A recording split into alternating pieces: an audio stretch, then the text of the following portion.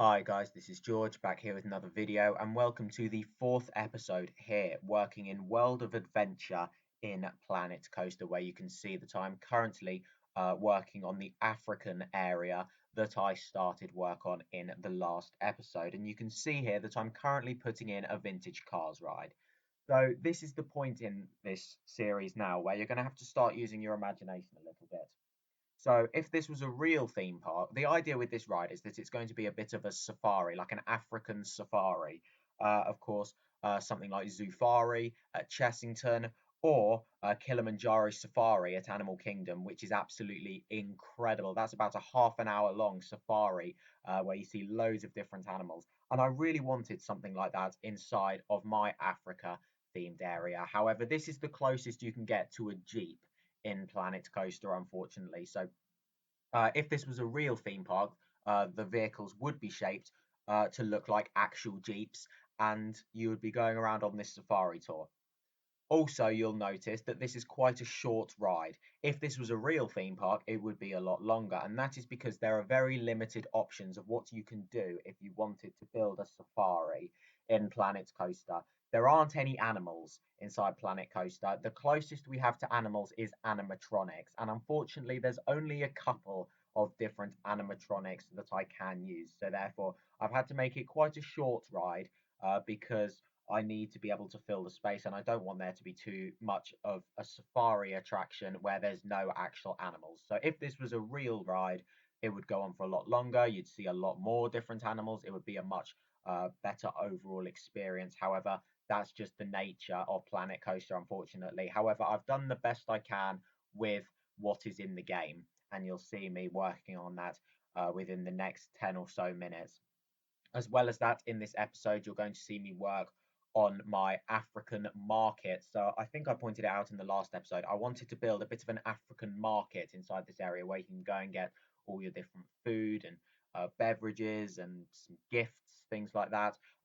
Once again, Planet Coaster doesn't have everything you could possibly want to do in a theme park. So I have had to set them up as kind of real buildings. So it's not really as kind of market stalls. If this was a real theme park, it would be market stalls. And if this was a real theme park, it would have, I don't know, like traditional African foods that you'd be able to go and try as you walk around the area. However, of course, in Planet Coaster, there are limited options of what you can do in terms of food stands. So that's just how it has worked with this episode. However, I did really want to make sure I did have an African market inside this area. It's just not exactly like it would be if it was a real theme park. However, I have done the best with what I can. So as you can see, I'm just doing some terrain forming around here, making some tunnels there. So there'll be a couple of different enclosures that you go through. Unfortunately, there wasn't loads of space for some of these sections because it ended up getting a bit close to my Greece area. So yeah, that wasn't ideal. However, I am trying to fit things into quite a small plot of land inside this park because there are quite a few different areas that I want to put into this park, and I want to make sure that I'm going to have enough space within the boundary to build all of the themed areas that I want to build rather than making bigger areas for some of them and then having to take some of the areas out that I wanted to do because I feel like I've got some good ideas for the rest of the areas that I'd like to build in this park, and I'm really looking forward to building them. As you can see, we've got some rock work going in here. So this area here is going to be a hippo enclosure. So these animatronics I'm using are from the, I believe it's the Adventure, yeah, the Adventure Pack, which is a separate DLC.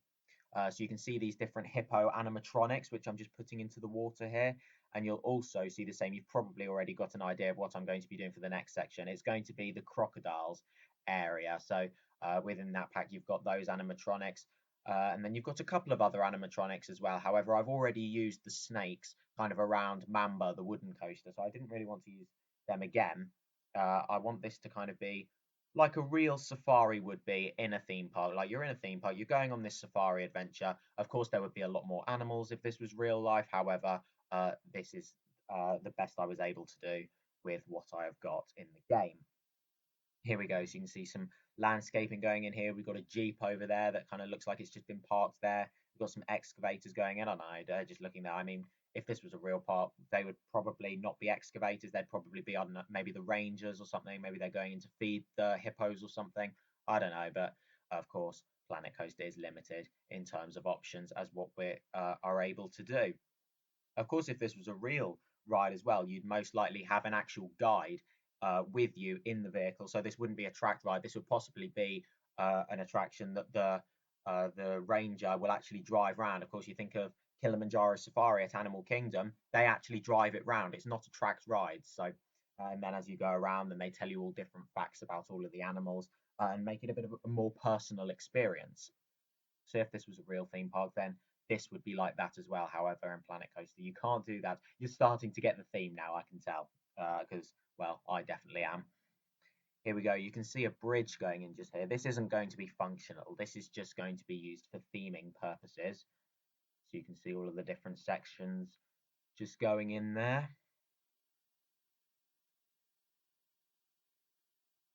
There we go, just building it over to the other side there. Rotating that final piece, making sure it lines up. Of course, the terrain has to be absolutely perfect here to make sure there's nothing floating like there is there, so I had to expand that upwards. There we go, you can see that. And there we go, just painting the terrain there, making it look a bit more sandy.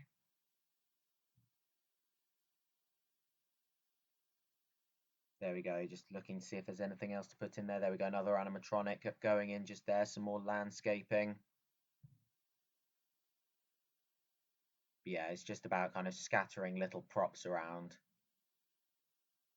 There we go. I did want to put one of those in. There wasn't enough space in this area, so I ended up doing it in the next section. You can see a plane going in just here. Once again, this is just extra theming.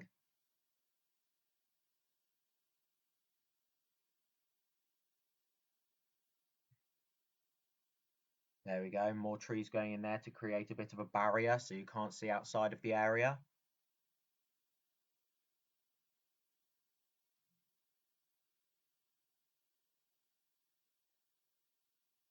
There we go. We've got some scaffolding just going in here. This is just extra theming, just in there to kind of fill the space a bit. Just putting some random props down, some extra wheels there that would have a purpose, but over here they don't. Oh, there is a mamba going in. I forgot I put a mamba in there. I guess I decided that the ones over at the wooden coaster wasn't enough. Here we go. You can see the terrain getting shaped for the next area now. We've got a big lake going in just here. This is the problem with this ride that I have now here. I was worried that I built the hippo encounter too small and the crocodile encounter too big. Unfortunately, with the space and the area that I had to work with, that's just how it ended up. However, yeah, I do feel like I did build this area a little bit too big and that some spaces might look a little bit empty. But once again, if this was a real theme park, the animals would have lots of space.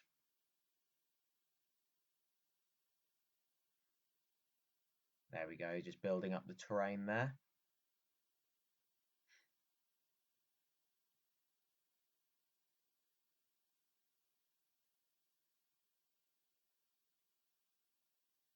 Just painting it there as well so it fits with the rest of the ride and the rest of the area. So yeah, in this episode, you're not just going to see this ride going on. I don't finish the whole thing on camera. I end up doing some of it off camera. And then I also put in a new flat ride in this episode as well. And then also I'll show you a POV of the coaster, Mamba, which will be coming up at the end of the episode.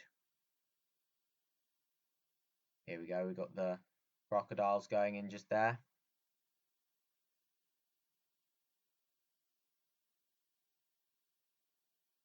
So yeah, these will be triggered up to the ride as well. So once the car gets to a certain point in the track, then it'll set off whichever animatronic it's connected to.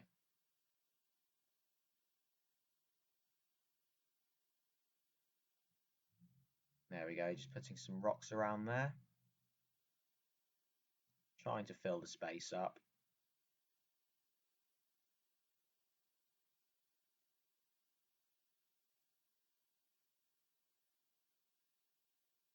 There you go. You can just see like it's quite funny watching them sped up, just kind of doing whatever they're programmed to do, just really fast. Yeah, they do get triggered up, so you won't just be randomly seeing crocodiles jumping up out of the water every 5 seconds.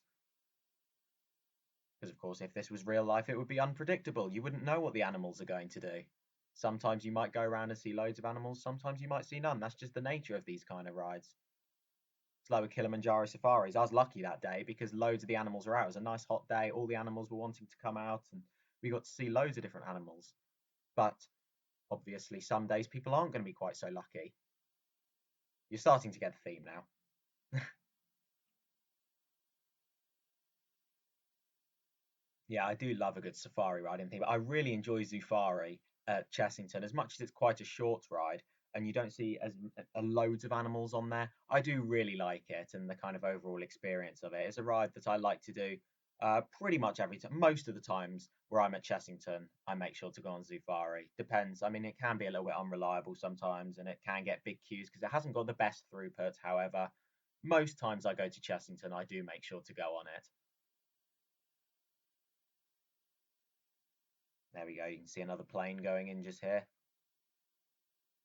making sure the wings are lined up there and the right way round.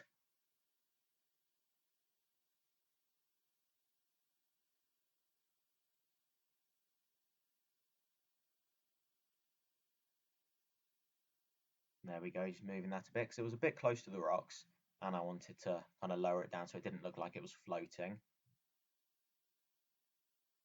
And then this plane's going to be set on fire. So it looks as if, of course, this is theming. It looks as if the plane has crash landed and been set on fire or something. Just for theming, of course, that hasn't actually happened.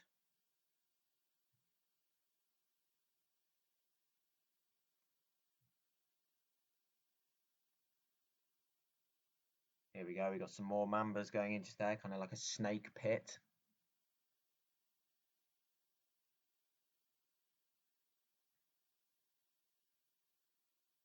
More scaffolding there. And here we go. That's that section of the ride done. The rest of it by this point is done. However, I didn't put all the footage in of me building it because it took quite a while.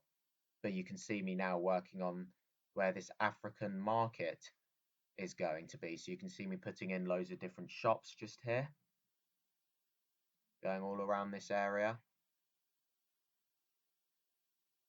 And I won't put in all the footage of me building every single building in this area because, yet again, it did take quite a long time.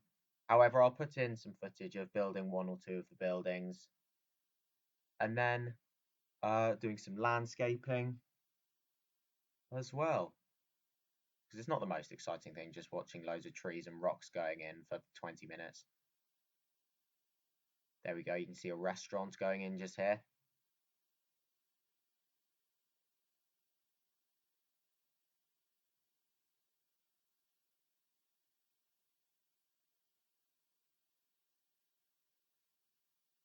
Got some gift shops going in here. Again, just kind of scattering them around the area. Trying to fill the space up a bit.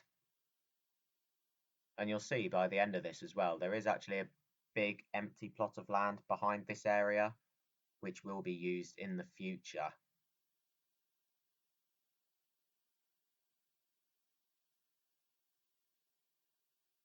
There we go, just building kind of the shell of the building there.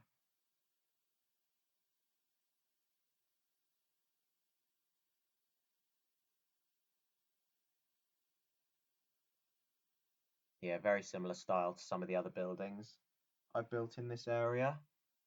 They're not all exactly the same going around this area though. However, they do fit the style of the buildings in the rest of the area. It's just they're not all exact lookalikes. Some of them are slightly different. Yeah, of course, if this was real, then I mean that would be a building, but a lot of these other shops would be kind of your traditional African market stalls. Here we go, just looking through some of the wall pieces just there.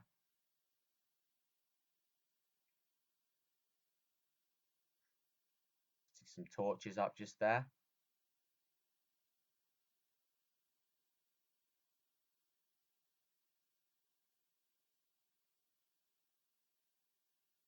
And some windows off at the side just there as well.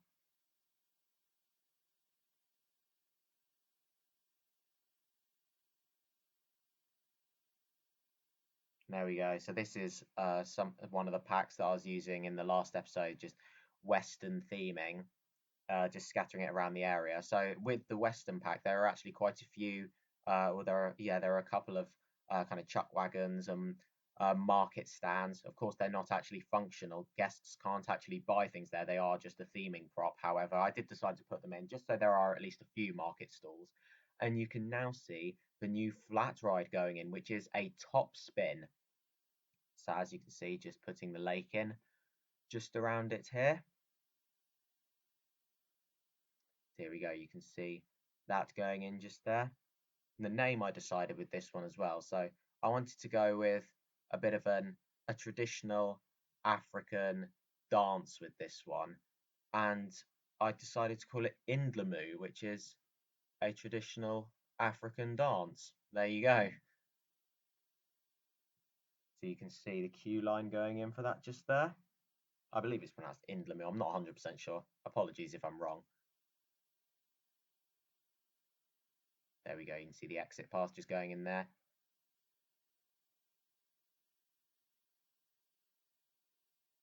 Here we go. You can now see an overview of the area complete. All of the landscaping's done. The buildings are done around the market. The safari ride is done. You can see a bit of a 360 overview of it just there. I'm really happy with the look of it. I think I'm really happy with it. I think it looks quite good. And you're now about to see a POV of Mamba, the wooden coaster. There we go. There's the top spin just over there. Yeah, you can see that over by the top spin, there's not loads of landscaping for now, and that's because that's going to be leading off into the next area. So I don't really know what I want to do with that yet. But here we go. Here is a POV of Mamba. That is now the end of this video here. Thank you very much for watching. Make sure to follow me on Instagram at George Kelly and follow me on Twitter at George Kelly. Thank you very much for watching. Stay safe, everyone, and I will see you all later.